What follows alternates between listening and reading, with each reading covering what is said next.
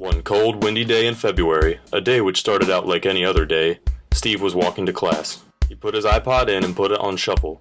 He liked to listen to music while he walked. It helped him keep his mind off the cold. He also liked to pretend that his life was a movie and that he was listening to its soundtrack.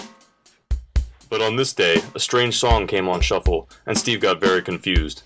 The song was not a song at all, but a man's voice telling a story.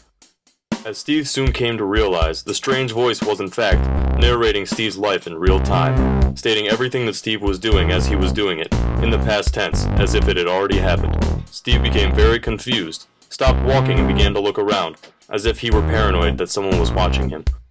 However, despite his efforts, he saw no one watching him. Curious as to the nature of this unfamiliar content on his iPod, Steve glanced down at the screen and took note that the title of the song was A Day in the Life of Steve by the artist Narrator. Unsure of what to do next, Steve decided to just go with it, listen to the narrator and keep walking, but not before tying his shoelaces first, because his shoelaces were untied. Steve was baffled because now the man was not only narrating what was happening, but also predicting Steve's actions before they even occurred.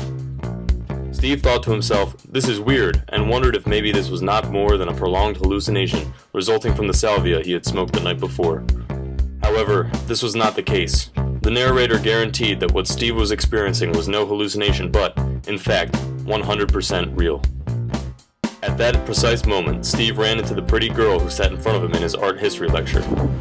Normally, he would be too shy to talk to her, but today, he was invested with a newfound confidence.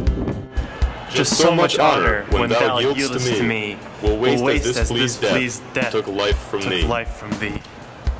Just then, a mugger approached him from behind. Luckily for Steve, he sensed the mugger approaching and dodged the mugger's blow. He quickly spun around to defend himself and his noble lady.